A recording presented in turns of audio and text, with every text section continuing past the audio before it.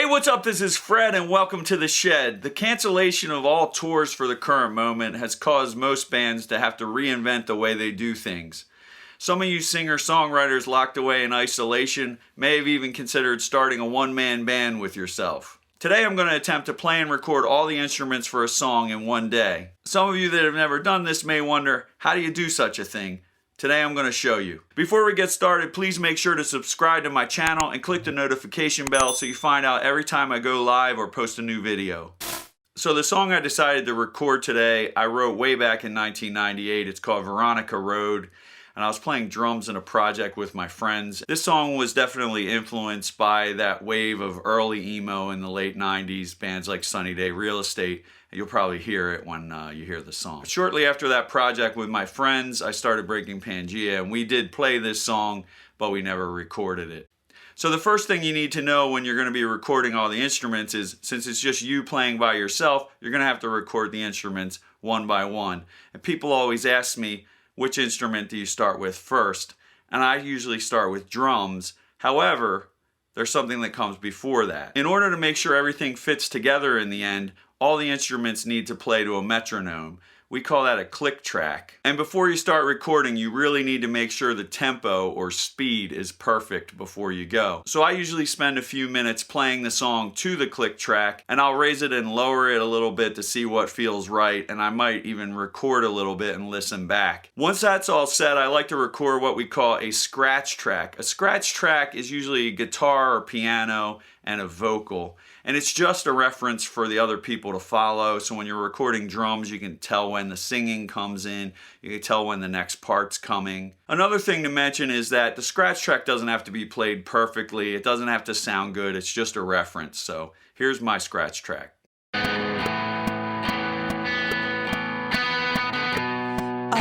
heard the story, morning came too soon.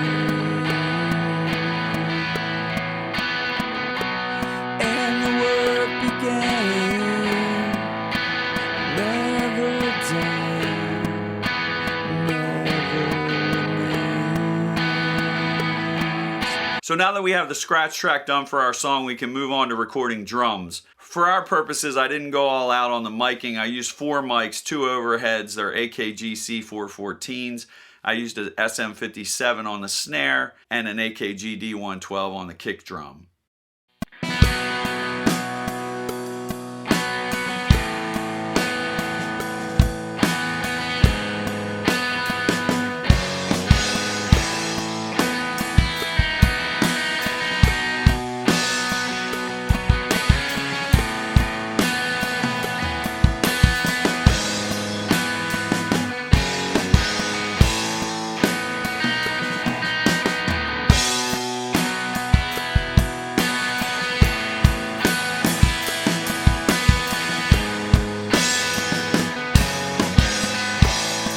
Okay, with the drums done, we can now move on to bass.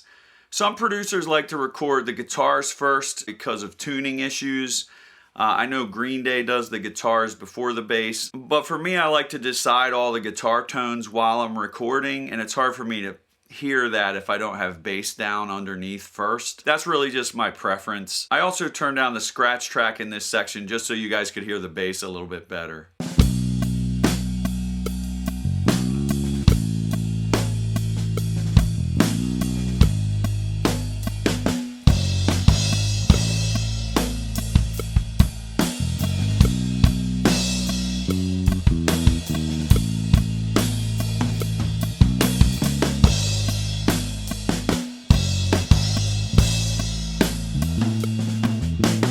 Now, normally I would do the guitars next, but my family just bought a piano this week, and I'm really excited to use it. So we're going to do pianos now. I recorded the pianos by opening the top and putting the 2 C414s in stereo over the piano, and it sounded pretty good.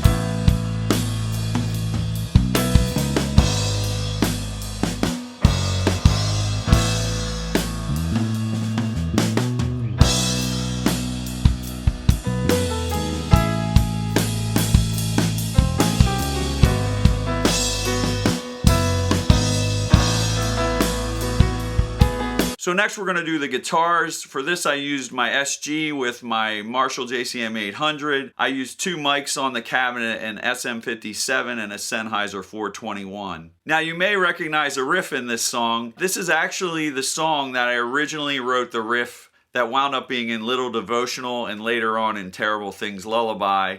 But this is the song where I actually first wrote the riff, and I was excited for you guys to hear it and let me know what you think.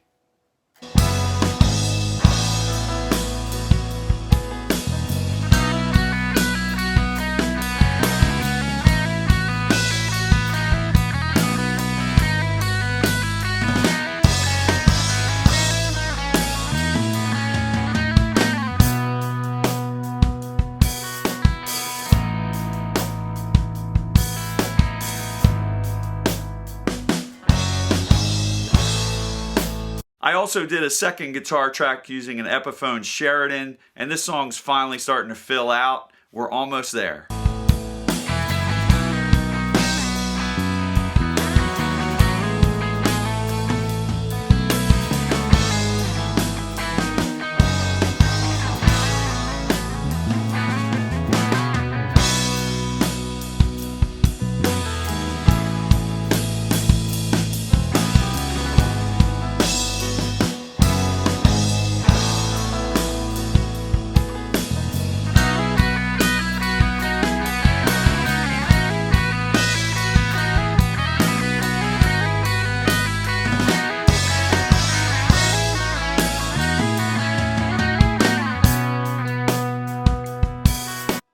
So now the music is finally done, and with the singing I can basically play you the finished product that we have. I also wanted to mention that the purpose of this video was to knock this song out really quickly and see if I could play and record all the instruments in a short period of time.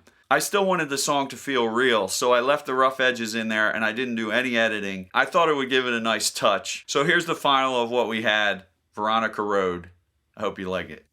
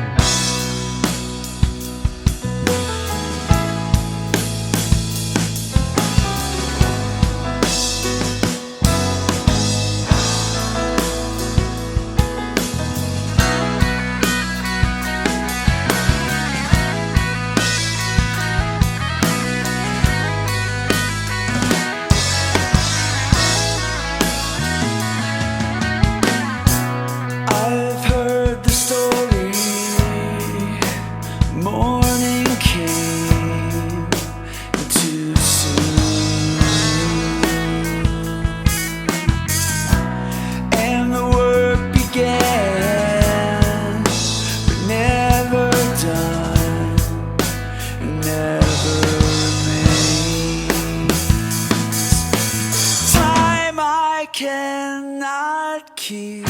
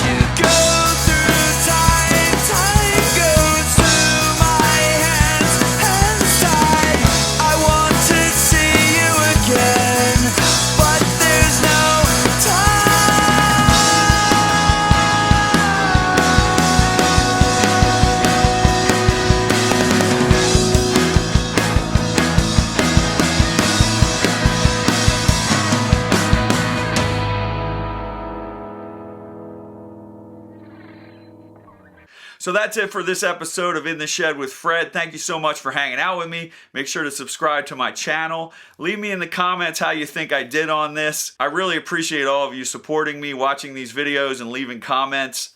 I'll see you guys on the next one. Thank you.